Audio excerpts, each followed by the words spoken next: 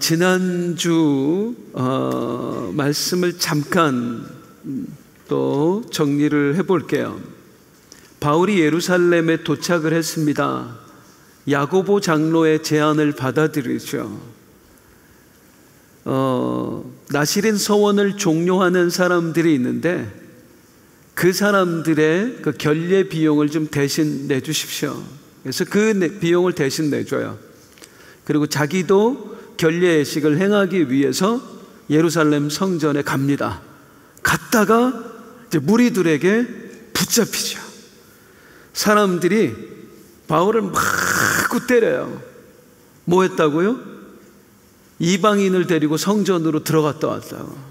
바울은 그런 적 없거든요. 사실 누구도 그걸 본 적도 없어요. 그냥 단지 추측이에요. 추측만으로 사람을 죽이려고까지 하는 거예요. 이게 하나님의 사람일까요? 저들은요, 바울이 빠져나갈 수 없도록 아주 치밀하게 일을 진행을 합니다.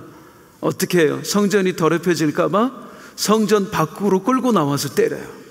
그리고 또 바울이 맞다가 성전 안으로 뛰어들어가서 성전의 제단 뿔을 잡을까봐, 그럼 못 때리거든요. 제단 뿔을 잡을까봐 성전문까지 다 닫아버려요. 그리고는 때리는 거예요. 그 정도 치밀하게 이제 바울을 죽이기 위해서 일을 벌였습니다. 그런데 그때 기적이 일어나죠. 성전 바로 옆에 로마군이 주둔하고 있는 요새가 있었어요. 제가 사진을 하나 보여드릴게요. 이렇게 보면 저 가운데 볼록 튀어나와 있는 게 성소지요. 성소, 지성소. 그리고 거기 앞에 이스라엘의 뜰이 있었고 여인의 뜰이 있었고, 사실은 여기까지가 성전이에요. 그 옆에 넓은 데는 성전이 아니에요. 근데 이방인의 뜰이라고 불렀어요, 사람들이. 왜냐하면 이제 이방인들이 많이 오면 장사가 잘 됐거든. 그래서 거기까지 다 성전이다 막 이런 식으로 해갖고 사람들이 모여서 이제 수입을 얻으려고 했던 겁니다. 여기서 이제 바울을 때린 거였어요. 그 공터에서. 그걸 어디서 봤냐면 저 뒤에 오른쪽 뒤편에 보면 건물이 하나 보이세요? 예, 여기가 안토니우스 요새입니다. 안토니아 요새라고 그래요. 이제 로마군이 여기 주둔하고 있었어요.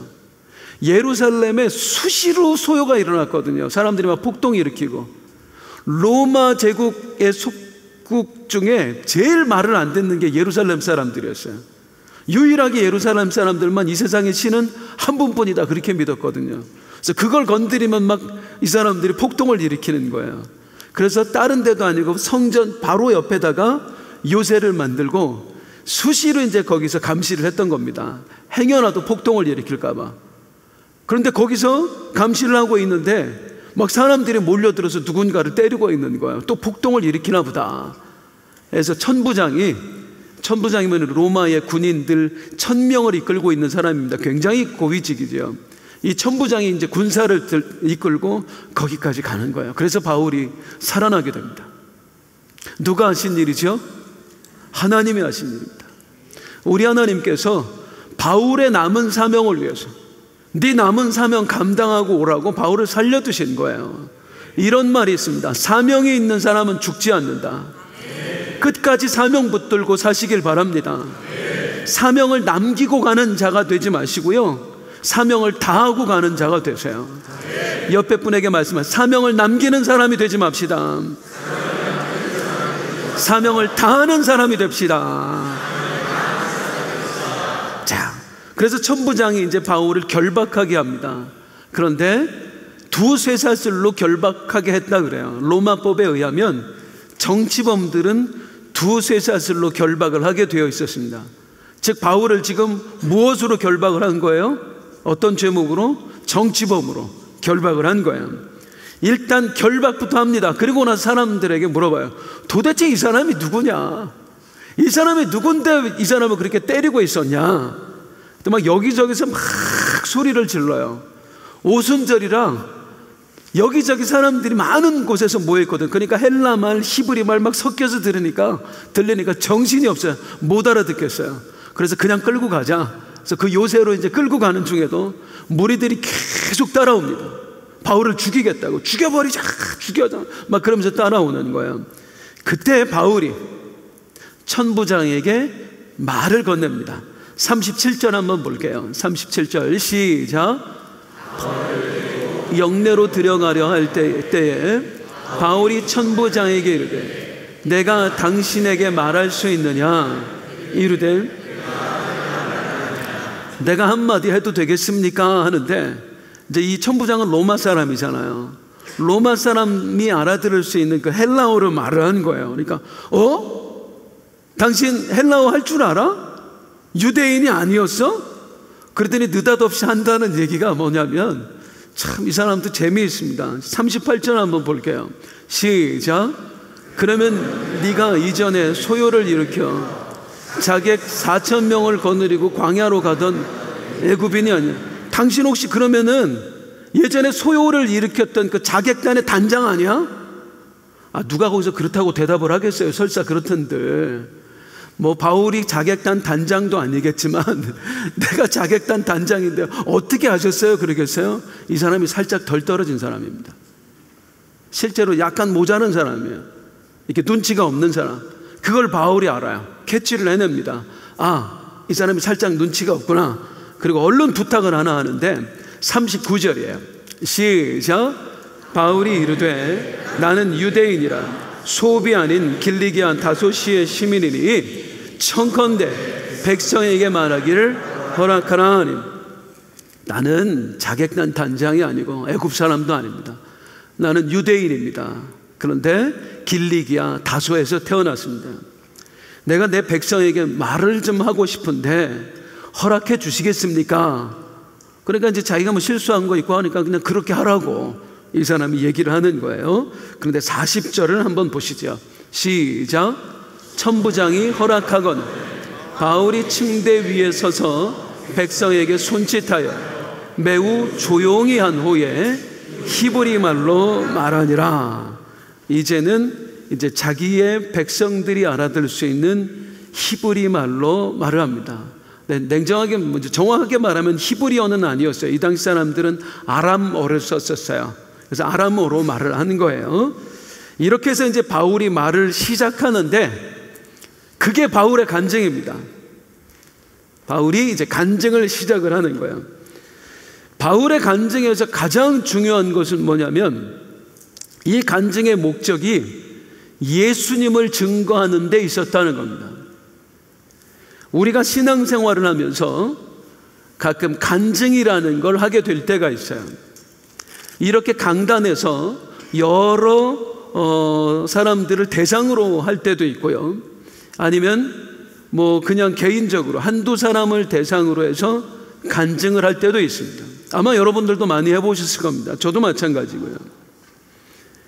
많은 경우에 간증자들의 실수가 있습니다. 저 역시 마찬가지입니다. 간증을 한다고 하면서 나를 드러내는 거야. 간증의 형식을 빌어서 내 자랑을 하는 거야. 포장지는 우리 예수님 이야기인데 그 포장지에 쌓여져 있는 알맹이는 내 자랑이에요.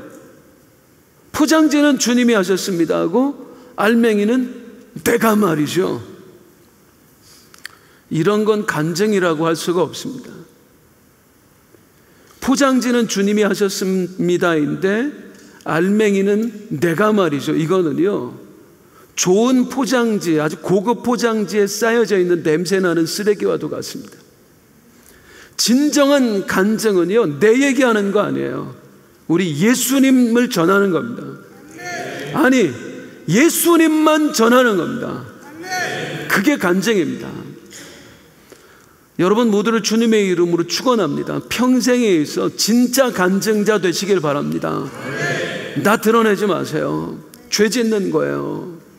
하나님 뚫어지게 잘하세요. 내가 죄 짓고 있다는 거.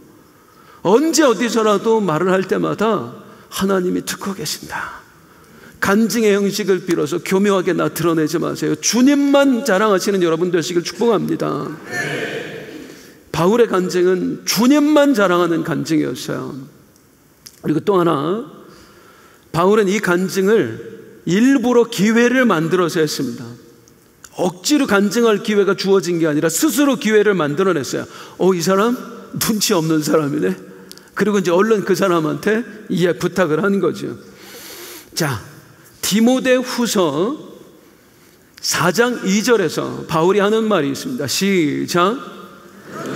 말씀을 전하라. 때를 얻든지 못 얻든지 항상 힘쓰라. 범사에 오래 참음과 가르침으로 경책하며 경계하며 권하라. 따라할게요. 때를 얻든지 못 얻든지. 바울은 뭐 하는 사람이면 늘 기회만 엿보는 사람이었어요. 어떤 기회? 복음 전할 기회, 우리 예수님을 전할 기회, 그래서 한 생명이라도 더 살릴 수 있는 기회, 그런 기회만 엿보는 사람이었어요. 지금 무지하게 맞은 상황이에요. 죽으라고 때린 매였어요. 숨이 제대로 쉬어졌겠습니까? 머리에서 온몸에서 피가 철철철 흘렀을 거예요. 그런데 너무 아프다, 너무 고통스럽다, 이런 생각을 하는 게 아니라 머릿속에 온통 뭐만 있어요? 어떻게 하면 이 사람들한테 복음을 전할 수 있을까? 어떻게 하면 예수님을 전해서 한 명이라도 더 살릴 수 있을까? 이게 바울이었어요. 저는 그 프로축구 선수 중에 세계에서 제일 유명한 최고의 선수라고 하는 그 메시를 참 좋아합니다. 그런데 이 메시의 이야기를, 메시는 여성분들도 좀 아실 것 같은데, 이 메시에 대해서 들은 이야기가 뭐였냐면 축구밖에 모른대요. 온종일 축구 생각만 한대요. 사람 만나는 것도 안 좋아하고 파티하는 것도 안 좋아하고 유일한 취미가 게임하는 건데 게임도 축구 게임만 한대요. 이게 프로예요. 성도는 프로 성도가 되어야 됩니다. 사명자는 프로 사명자가 되어야 됩니다. 목사가 나에게 맡기신 사명 외에 자꾸 다른 것을 기웃거린다고 생각을 해보세요. 여러분이 보시기에 제가 얼마나 한심해 보이겠어요. 목사는 목사다워야 돼요. 목사다운 게 뭐냐면 나에게 맡겨주신 사명이 1순위가 될 때, 그거에 몰입해서 사랑할 때, 그게 진짜 프로 목사인 거예요. 프로 성도가 되시길 바랍니다.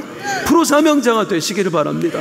바울이 그랬어요. 때를 얻든지 못 얻든지 늘 어떻게 하면 복음을 전할 수 있을까? 어떻게 하면 한 사람이라도 더 살릴 수 있을까?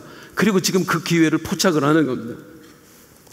또한 놀라운 건 뭐냐면 바울이 지금 간증을 해서 예수님을 전하고 있는데 한 생명이라도 더 살리고 싶어 하는데, 이 간증을 듣고 있는 대상들이 방금까지만 해도 바울을 죽이려고 했던 사람들이라는 겁니다. 아니, 지금도 바울을 죽이려고 하는 사람들이었다는 겁니다. 얼마나 악랄하고 얼마나 교묘하게 때렸어요. 바울이 성전 안으로 들어가서 제단불을 잡을까 봐 성전 문까지 닫아놓고 때리던 사람들이에요. 참 무자비하게. 그런데 그들을 위해서 복음을 전하는 거예요. 그들을 살리고 싶어서. 따라서 한번 하겠습니다. 너희 안에 이 마음을 품으라.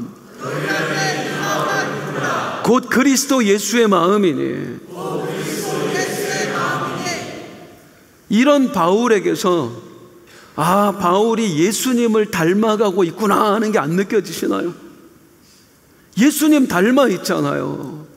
십자가 위에서 아버지여, 저들이 하는 일을 알지 못합니다. 저들을 용서해 주십시오 했던 우리 예수님처럼 바울이 지금 그러고 있는 거예요. 흔히들 바울을 생각할 때 바울의 열정, 사명 이런 것만 많이 생각하시더라고요. 그런데 바울은요, 그 사명의 과정에서 보면 끊임없이 예수님을 흉내냅니다. 예수님처럼 인내하고, 예수님처럼 용서하고, 예수님처럼 사랑하고, 예수님처럼 품어주고요. 그리스도인의 진짜 사명은 뭐냐면 예수님을 닮는 겁니다. 예수님 닮는 거예요. 그거 위해서 우리 구원하셨거든요. 교회 일 열심히 하고, 그리고 뭔가 봉사를 굉장히 열심히 하는데 정작 예수님은 닮아가지 않는다. 그건 사명자가 아니라 일꾼입니다. 우리 하나님은 우리가 일꾼 되길 원하지 않으세요. 우리가 사명자 되길 원하십니다. 일꾼을 넘어 사명자 되시기를 주님의 이름으로 축복합니다. 어떻게 해야 되는 거예요? 예수님 닮아가야 되는 거예요. 일만 하는 게 아니라 내 언어에서, 내 행동에서, 내 성품에서 예수님이 보여지고 예수님이 드러나야 됩니다. 바울이 그랬어요. 예수님처럼 하는 거야. 예수님이 십자가 위에서 저들을 용서하고 살려주고 하셨던 것처럼 나를 죽이려고 하던 사람, 지금도 죽이고 싶어 하는 사람들을 살리고 싶어서 그들에게 복음을 전하고 있어요. 그게 간증이었습니다. 그럼 바울의 간증은 어떤 형식으로 이루어졌을까요? 첫 번째, 바울은 예수님을 만나기 전에 나에 대해서 말을 해요. 그리고 다음으로 내가 어떻게 예수님을 만나게 되었는가를 말해요. 그리고 마지막으로 예수님을 만난 이후의 나에 대해서 말합니다. 그건 이제 차례대로 한번 살펴보도록 하겠습니다. 그 순서에 따라서. 먼저 예수님을 만나기 전에 바울에 대해서 한번 보도록 할게요. 바울은 예수님을 만나기 전에 자신에 대해서 이렇게 소개합니다. 이제 간증을 하면서 22장 3절 보겠습니다. 시작. 나는 유대인으로 길리기아 다소에서 나고 이 성에서 자라 가말리엘의 문화에서 우리 조상들의 율법에 엄한 교훈을 받았고 오늘 너희 모든 사람처럼 하나님께 대하여 열심히 있는 자라. 여기서 이제 오늘은 이 부분을 좀 설명드리고 싶어요. 이제 많이 아는데 잘 모르는 거. 바울이 이제 가말리엘 문화생이라고 그러는데 도대체 가말리엘이 뭐고 가말리엘 문화생이라는 게 어떤 의미가 있는가를 좀 설명을 드릴게요. 신약 성경을 보다 보면 잘 알 것 같은데 사실은 잘 알지 못하는 그런 신분들이 몇 개가 나옵니다. 뭐 바리새인, 사두개인, 서기관, 뭐 사내들인 공회원, 많이 정말 많이 우리가 들어본 거잖아요. 근데 실제로 바리새인이 뭔지 아세요 하면 아시는 분 많지 않고, 근데 사내들인 공회가 뭔지 아세요 하면 아시는 분은 많지 않아요. 제가 이제 거기에 대해서 오늘 좀 설명을 드리겠습니다. 바리새인, 뭐 사두개인, 서기관, 사내들인 공회원, 이 중에서 구약에서도 나오는 신분은 딱 하나밖에 없어요. 뭘까요? 서기관일까요? 서기관일까요? 서기관입니다. 서기관만 구약에도 나오고 신약에도 나와요. 나머지는 전부 다 구약에 없어요. 신약에만 나오는 신분들입니다. 이제 그 중에 이제 바리새인, 서기관은, 사두개인은 다음에 설명드리기로 하고 그 나머지 두 개를 설명드릴게요. 필요해서 그래요. 남유다가 멸망했습니다. 바벨론 포로로 잡혀가 이제 포로 생활이 시작되죠. 그러면서 유대의 그 신분 사회에 큰 변화가 생깁니다. 이스라엘을 지탱해 오던 두 개의 세력이 한꺼번에 무너져 내려요. 하나는 왕가가 무너져 버립니다. 나라가 망했는데 왕족이 무슨 소용이 있겠어요. 그래서 왕의 가문이 무너져 내려요. 또 하나는 제사장 가문이 무너져 내려버립니다. 대제사장이. 이제 더 이상 제사 못 지내잖아요. 절기도 지낼 수가 없잖아요. 그 포로, 그 바벨론에서. 그래서 이 두 가문, 이스라엘을 지탱해 오던 두 개의 가문이 한꺼번에 몰락을 해버리는 거예요. 그때 포로된 이스라엘, 그 새로운 영적 지도자로 급부상한 게 서기관입니다. 왜 서기관이냐면 이때부터 이제 이스라엘 사람들이 포로되면서 도대체 우리가 어쩌다 이렇게 되었을까? 나라가 망했을까? 하다가 말씀으로 돌아가자. 그런 운동이 생겨요. 말씀밖에 없다. 그러다 보니까 우리에게 말씀을 전해줄 사람이 서기관밖에 없는 거예요. 서기관은 그때 당시에 말씀을 기록하던 사람들이거든요. 그래서 이제 이 서기관들에게 우리한테 말씀을 좀 가르쳐 달라고.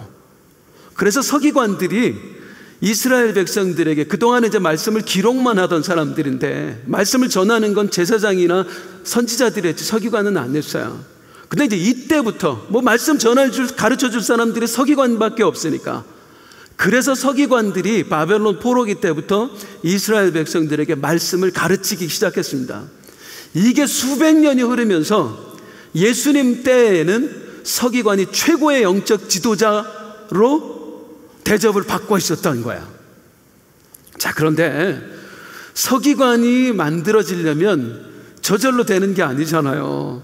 목사가 되려면 신학교를 나와야 되듯이 당시에도 서기관이 되려면 서기관 양성학교를 나와야 됐습니다. 그러면 퀴즈, 서기관 양성학교가 여러 개가 있었을까요? 여러 개가 있었을까요? 여러 개가 있어요. 우리도 신학교가 뭐 장신, 총신, 백성 뭐 이렇게 있듯이 그 당시에도 서기관 양성학교가 예수님 당시에도 여러 개가 있었습니다. 그 중에서 가장 이름난 서기관 양성학교가 가말리엘 문화였습니다. 가말리엘이라고 하는 성경학자가 제자들을 두고 그들에게 가르치면 이 사람들이 이스라엘 백성 앞에서 서기관과 그리고 영적 지도자 노릇을 했던 거예요. 가말리엘은요, 이스라엘을 통틀어서 그 당시가 아니라 이스라엘 전체 역사를 통틀어서 3대 학자에 들어갈 정도로 대단히 존경받는 사람이었어요. 어느 정도였냐면 율법사였거든요. 이스라엘 사람들은 어떤 율법사나 그리고 대단한 학자들을 보면 뭐라고 부르냐면 랍비라고 불렀습니다. 많이 들어보셨죠? 랍비의 뜻은 스승님이에요. 그래서 스승, 그래서 이게 랍비라고 하면서 그 학자들을 존중을 해줬어요. 근데 가말리엘은 어느 정도였냐면 가말리엘은 랍비라고 부르지 않고 랍반이라고 불렀습니다. 이 랍반의 뜻이 뭐냐면 대스승이에요. 온 이스라엘 사람들한테 대스승으로 불렸던 사람이 가말리엘이에요. 그 가말리엘의 제자가 바울이었습니다. 바울도 대단한 사람이에요. 가말리엘은 원래 제자를 몇 명 안 뒀대요. 그 중에 한 사람이 바울이었어요. 자, 그리고 이번에 이제 가말리엘이 뭔지는 아시겠죠? 서기관이 뭔지는 아셨고요. 이번에는 이제 사네드린 공회에 대해서 설명을 드릴게요. 바벨론 포로기에 이제 갑자기 지도층이 증발을 해버렸어요. 그래서 이제 이스라엘의 영적 지도자 노릇은 서기관이 했는데 뭔가 이렇게 자치단체를 만들어서 이 사람들을 통치할 사람들이 다스리고 관리할 사람들이 필요하잖아요. 근데 아무도 없잖아요. 그래서 이스라엘 공동체가 어떻게 하냐면 집단 지도 체제를 구축을 합니다. 그 당시에 약 71명의 지도자들을 모아서 각 제사장 가문에서 몇 사람, 그리고 서기관 중에 몇 사람, 평민 귀족 중에서 몇 사람, 이렇게 71명을 모아서 그들로 하여금 지도자 그룹을 만들어내요. 이게 세월이 흘러서 바벨론 포로기에서 돌아오면서 그게 사네드린 공회가 됩니다. 사네드린 공회. 사네드린 공회는 이스라엘의 최고 의결 기관이었고 또 최고의 법정 역할을 감당했습니다. 오늘 우리나라로 보면 대법원하고 국회를 합쳐놓은 그런 기관이었다 생각하면 돼요. 대단한 겁니다. 사네드린. 그래서 예수님이 뭐라고 말씀하시냐면 마태복음 5장 22절에 보면 시작, 나는 너희에게 이르노니 형제에게 노하는 자마다 심판을 받게 되고 형제를 대하여 나가라는 자는 밀어난 놈이라는 자는 지옥불에 들어가게 됩니다. 여기 공회에 잡혀갈 거야. 너희가 율법을 어기면 공회에 잡혀가고 그들이 말하는 대로 너희들이 지옥불에 던져질 거다. 하여튼 이 공회가 사네드린 공회입니다. 이 사네드린 공회에는 대제사장과 제사장들이 있었고 바리새인들도 있었고 서기관들도 있었고 그리고 또 여러 사두개인과 그룹들이 있었어요. 그러면 퀴즈. 의장이 있을 거 아니에요. 지도자 그룹이어도 이 국회의장이 있고 대법원장이 있듯이 대통령이 있듯이 여기도 의장이 있을 거 아니에요. 바울 당시에 사네드린 공회의 의장이 누구였을까요? 가말리엘이었을까요? 가말리엘이었을까요? 가말리엘입니다. 사도행전 5장에 우리가 설교를 들었었는데 사도들이 복음을 전하다가 공회에 잡혀갑니다. 대제사장이 먼저 묻죠. 왜 그 죽은 예수에 대해서 전하지 말라는데 왜 말을 안 듣냐? 우리가 사람 말을 듣냐? 우리는 하나님이 시켜서 한다. 아마 공회원들이 다 저놈들 죽여버려야 된다 막 난리를 칩니다. 그때 가말리엘이 탁 의장이 나서서 하는 말, 사도행전 5장 34절 35절 시작. 바리새인 가말리엘은 율법 교사로 모든 백성에게 존경을 받는 자, 공회 중에 일어나 명하여 사도들을 잠깐 밖에 나가게 하고 말하되 이스라엘 사람들아 너희가 이 사람에게 대하여 어떻게 하려는지 조심하라 하면서 이들을 죽이면, 회원님들 생각해 보십시오. 이들을 따르는 사람들이 가만히 있겠습니까? 소동을 일으키지. 그러니까 지금 괜히 타초경사하지 말고 놔둡시다. 놔두면 저절로 사라질 것들입니다. 그러자 그 가말리엘 말 한마디에요, 사람들이요, 40절에 보면 그들이 옳게 여겨. 사내들인 공의 그 수십 명이 가말리엘 말 한마디에 알겠습니다. 가말리엘은 바리새인인데 사두개인도 서기관도 제사장들도 전부 다 네, 알겠습니다. 이게 가말리엘이었어요. 대단한 사람이었습니다. 다시 말하지만 바울은 이 가말리엘의 제자였습니다. 따라서 바울은 그 어떤 이스라엘 사람들보다도 율법에 대해서 엄격하게 교육을 받은 사람이에요. 바울에게 있어서, 예수님을 만나기 전에 바울에게 있어서 율법은 바울의 모든 것이었고, 그 율법을 수호하는 것이 바울은 자기의 사명이라고 생각했던 사람입니다. 그래서 이 율법을 위해서 바울은 어느 정도로 열심이었습니까? 율법의 해가 된다고 생각하면 그냥 여자도 물론하고 잡아다 죽이는 그런 사람이었어요. 실제로 스데반을 죽일 때도 바울이 있었잖아요. 기억나십니까? 스데반 죽일 때 거짓 증인들을 세우지요. 그 거짓 증인들이 자기의 겉옷을 바울한테 맡기잖아요. 이스라엘 사람들은 자기의 겉옷은 자기가 가장 믿는 사람한테만 맡겨요. 고대 이스라엘 사람들은. 그 얘기는 이걸 모든 걸 뒤에서 사주한 사람이 누구다? 바울이다. 그 거짓 증인들을 내세워서 율법을 무시한 스데반을 죽이는데 앞장섰던 사람이 바울이에요. 재밌는 거 있습니다. 그 바울이 지금 똑같이 당하고 있습니다. 바울이 거짓 증인 내세워서 스데반을 죽이려고 돌로 쳤듯이요, 지금 다른 사람들이 거짓 증인을 내세워서 바울을 죽이려고 하고 있는 겁니다. 우리 하나님은, 우리가 오해하는 게 있는데, 하나님이 용서하신다 할 때는 아예 마지막 심판은 면해 주시지만 하나님은 죄를 그냥 눈 감으시는 분이 아니에요. 보응하세요. 그래서 잘못된 건 분명하게 우리에게 책임을 물으세요. 그래서 우리를 고쳐가시는 분이 하나님이세요. 바울에게도 마찬가지입니다. 심은 대로 거두는 겁니다. 내가 했던 그대로, 거짓말로 사람을 죽이려 했던 그대로 바울이 지금 당하고 있는 거예요. 그래서 하나님을 알면, 정말 하나님을 알면 하나님을 사랑할 수밖에 없고, 또한 하나님을 두려워할 수밖에 없어요. 아무튼 바울은 율법을 위해 열심히 했어요. 율법을 어기는 사람들을 죽이려고는 다메섹이라고 하는 먼 곳까지도 원정을 갈 정도였습니다.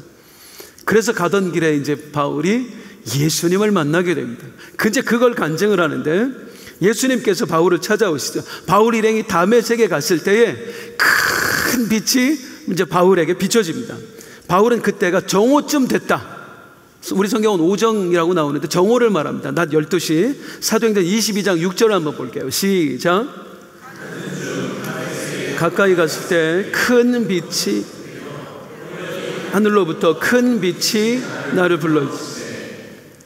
굳이 시간은 얘기를 안 해도 되잖아요. 요즘 TMI라고 하더라고요. 굳이 알고 싶지 않은 걸 막 얘기하는 거.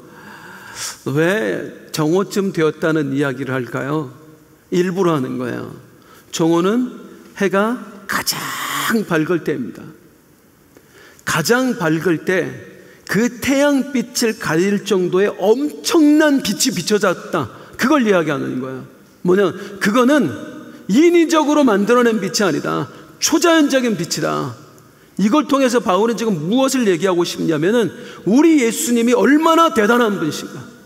그분은 너희가 생각하는 것처럼 평범한 사람이 아니다. 그냥 십자가에서 죽었던 죄인이 아니다. 그분은 이 세상을 만드신 분이다. 초월하신 분이시다. 그분은 하나님이시다. 이제 그걸 이야기하기 위해서 정오라는 단어를 쓰는 거예요. 굉장히 바울도 치밀한 사람입니다. 그리고 이제 바울은 그 예수님이 자기에게 찾아오셔서 하셨던 얘기, 사울아 사울아 어찌하여 나를 핍박하느냐. 그래서 누구십니까? 했더니 나는 네가 핍박하는 나사렛 예수라 하면서 자기가 눈이 멀었던 얘기, 그리고 다메섹 도성에 들어가서 아나니아를 만났던 얘기를 쭉 합니다. 그건 우리가 이제 잘 알기 때문에 그냥 넘어가도록 할게요. 그런데 이 바울의 간증에서 정말 중요한 게 있습니다. 한번 보도록 하겠는데 9절 말씀을 볼게요. 시작.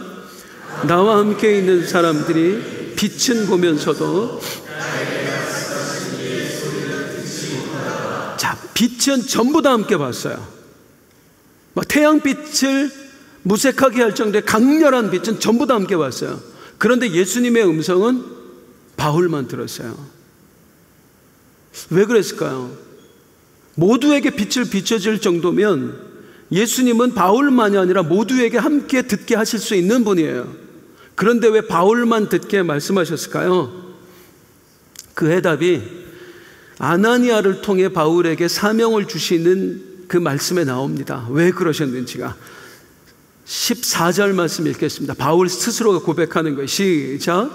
그가 또 이르되 우리 조상들의 하나님이 너를 택하여 너로 하여금 자기 뜻을 알게 하시며 그 의인을 보게 하시고 그 입에서 나오는, 따라하겠습니다. 너를 택하여. 하나님께서 바울 너에게, 그 의인은 예수님을 말하는 거예요.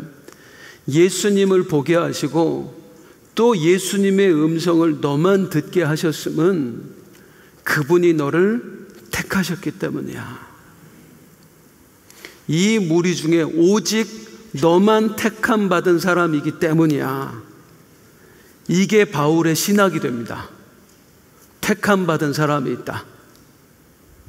사람이 그냥 구원을 받는 게 아니라 이미 하나님이 택하신 사람이 있다라는 게 예수님의 음성을 듣고 바울의 신학이 되는 거예요. 그걸 로마서에도 쓰고 에베소에서도 쓰는 거예요.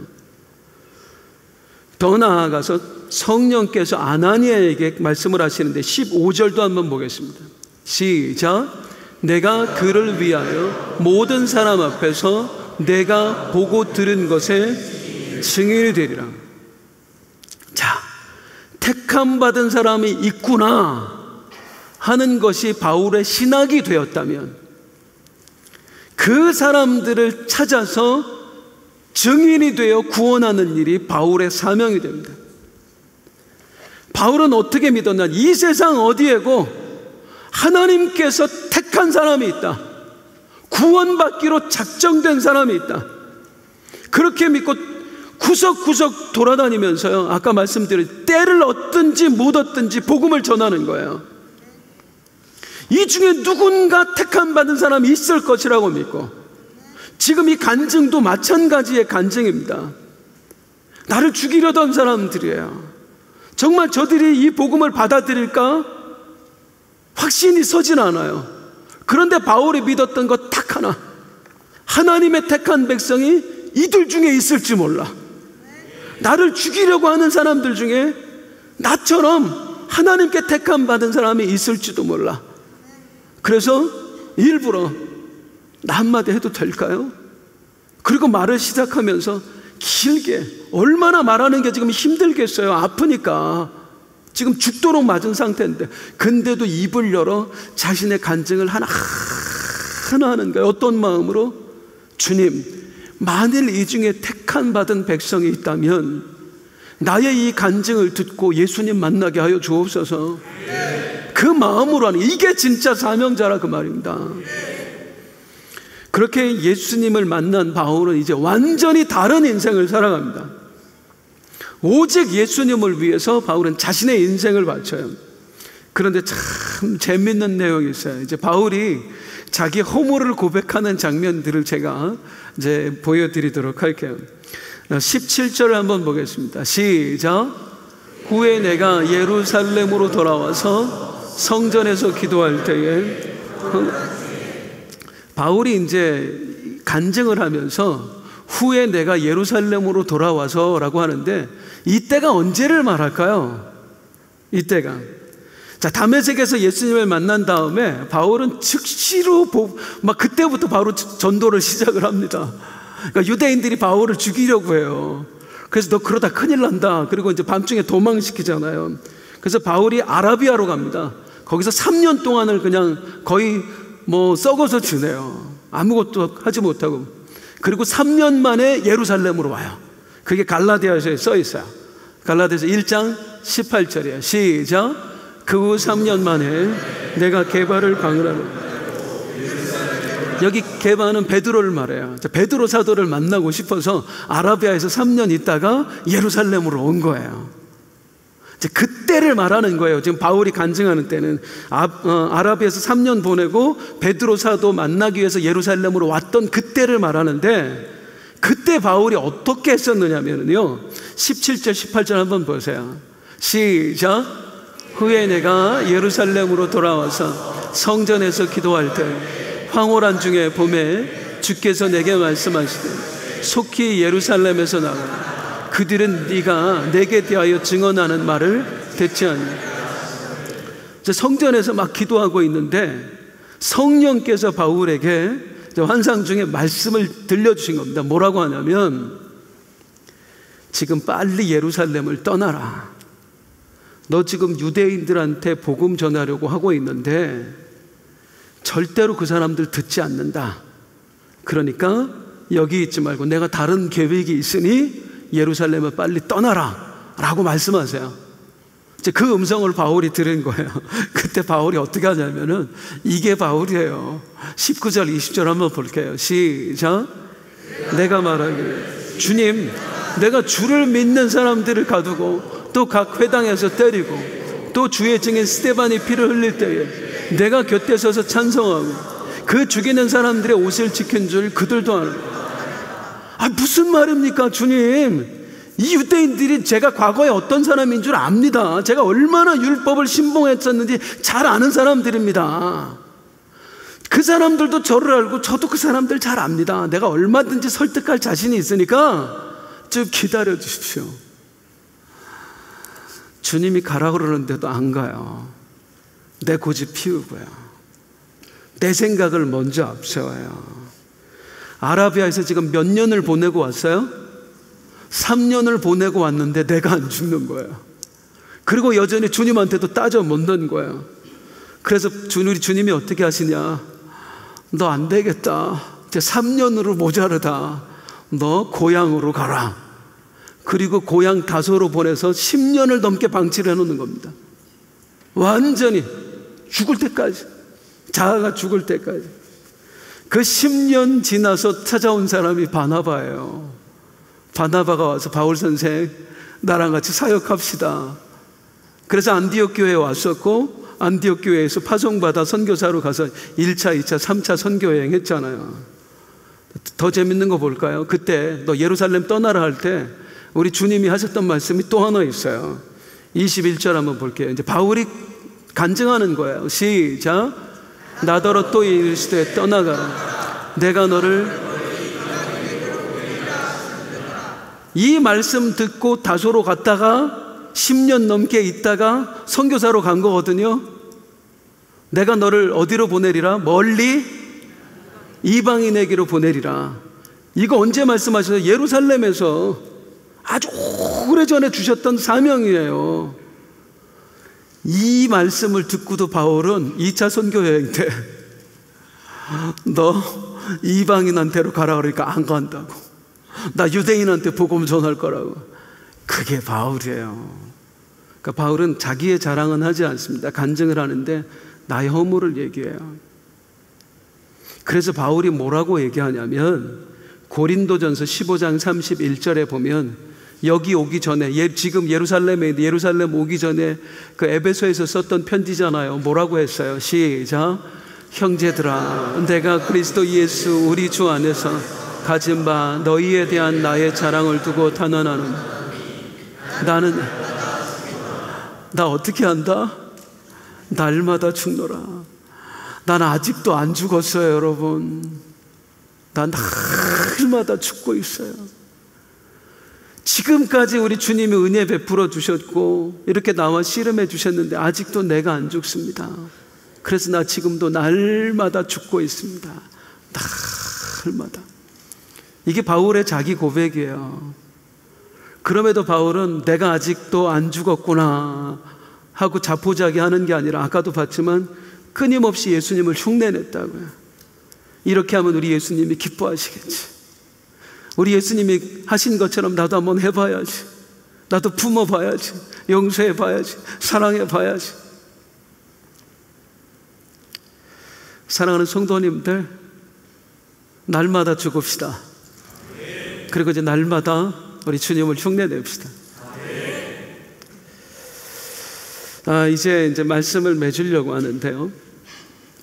아까 가말리엘에 대해서 제가 설명을 좀 드렸습니다.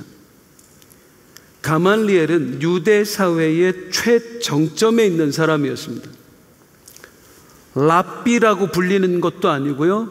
그것도 모자라서 랍반이라고 불렸던 사람, 대스승이라고 온 민족한테 그렇게 불렸던 사람이 가말리엘입니다. 가말리엘은 학자로서만 유명한 사람도 아니었습니다.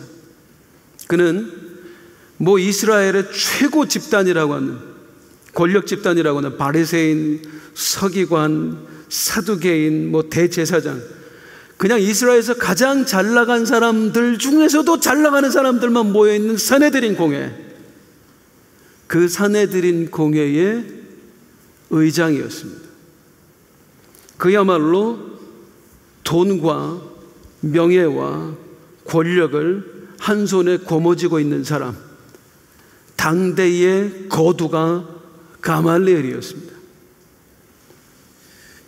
전승에 의하면, 재미있는 얘기 하나 드릴까요? 전승에 의하면 기록에 남아있는데 이 가말리엘에게 2명의 아주 사랑하는 제자가 있었습니다.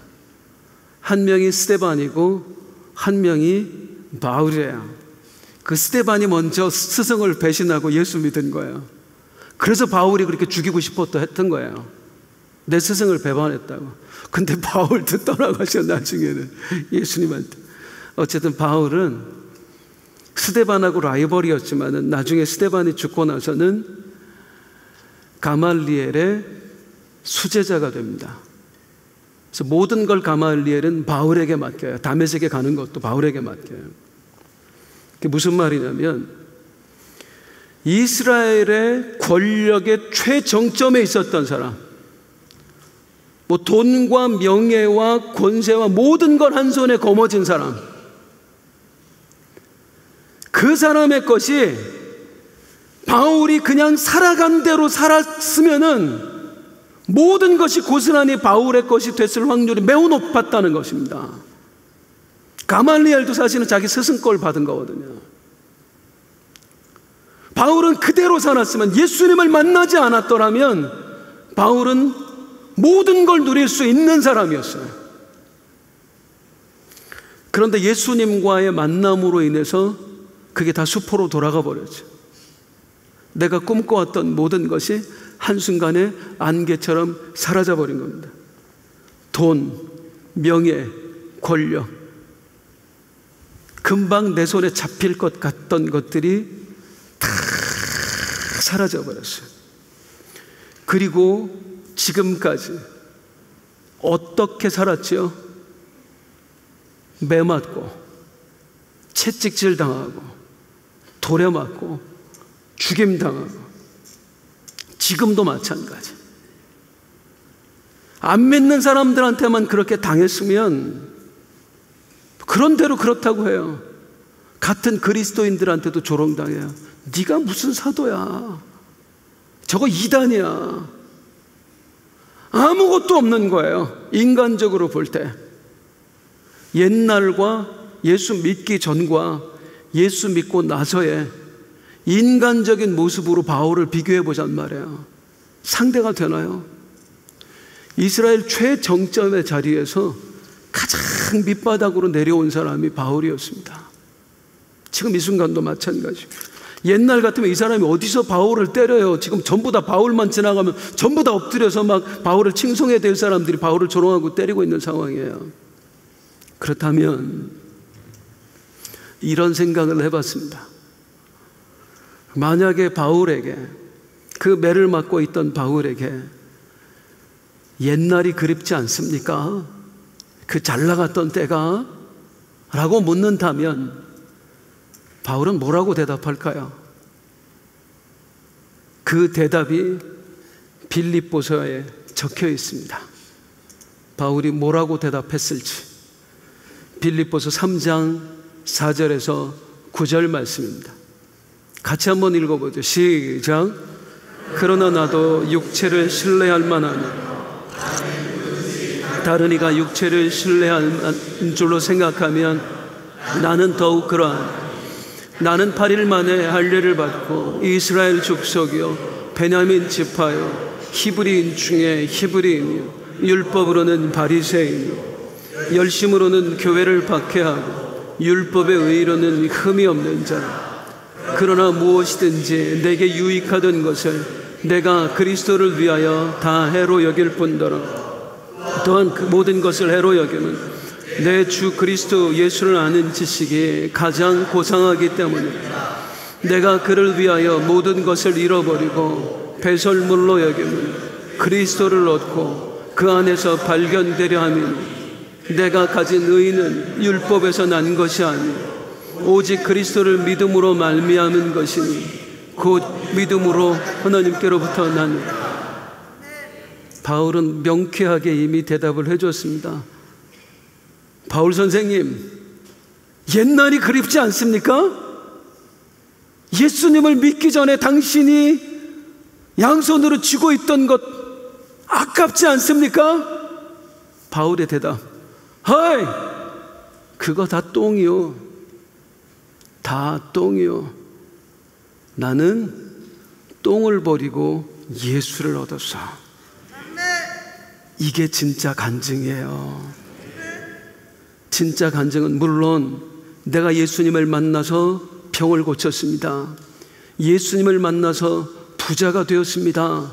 예수님을 만나서 이런 복을 받았습니다. 또 간증이겠지만 최고의 간증은 예수 만난 것 때문에 세상 것이 아무것도 아닌 것처럼 보이는 것, 모두가 부러워하는 그것들이 똥처럼 보이는 것, 그리고 그걸 입으로 내뱉을 수 있는 것, 이게 진짜 간증이에요. 바울은 진짜 간증자였습니다. 사랑하는 성도님들, 우리의 남은 인생 진짜 간증자로 살아보십시다. 그 마음으로 함께 일어나서 찬송하겠습니다.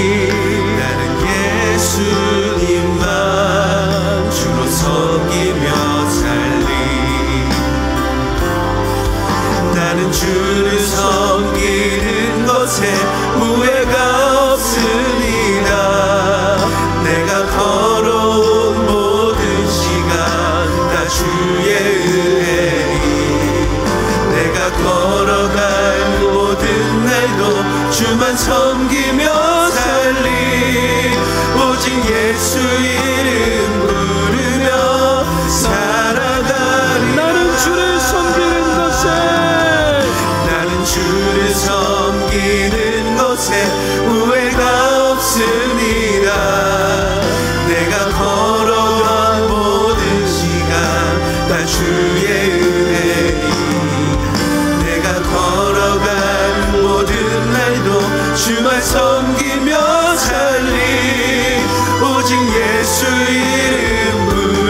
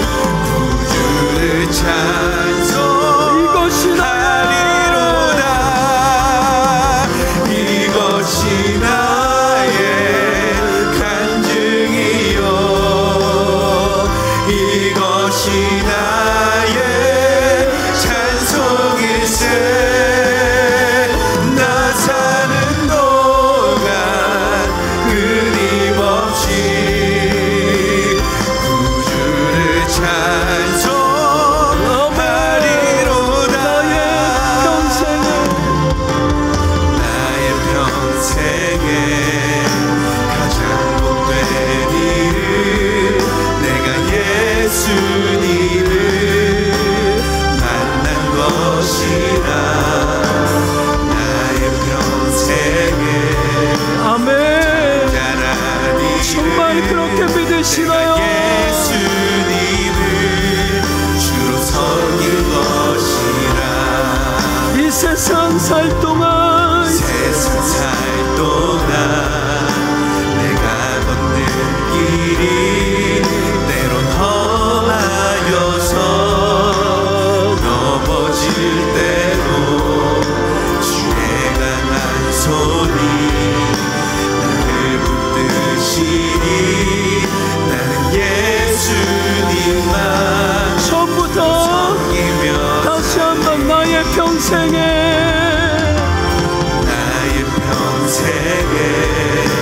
가장 복된 일은 내가 예수님을 만날 것이라.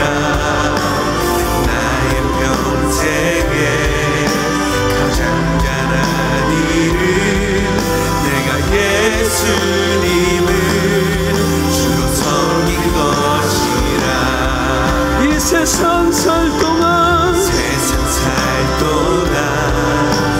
내가 걷는 길이 때론 험하여서 넘어질 때도 주의 강한 손이 나를 붙드시니 나는 예수님만 주로 섬기며 살리. 나는 주를 섬기는 것에 후회가 없습니다. 내가 걸어온 모든 시간 다 주의 은혜니 내가 걸어갈 모든 날도 주만 섬기며 살리. 오직 예수 이름 부르며 살아가리라. 주를 섬기는 것에 후회가 없으리라. 내가 걸어온 모든 시간 다 주의 은혜니 내가 걸어갈 모든 날도 주만 섬기며 살리. 오직 예수 이름 부르며 살아가리라. 나는 주를 섬기는 것에 주를 섬기는 것에 후회가 없으리라. 내가 걸어온 모든 시간 다 주의 은혜니 내가 걸어갈 모든 날도 주만 섬기며 살리. 오직 예수 이름 부르며 살아가리라. 이것이 나의 간증이요 이것이 나의 찬송일세. 나 사는 동안 끊임없이 주를 찬송하리로다. 이것이 나의 간증이요 이것이 나의 찬송일세. 나 사는 동안 끊임없이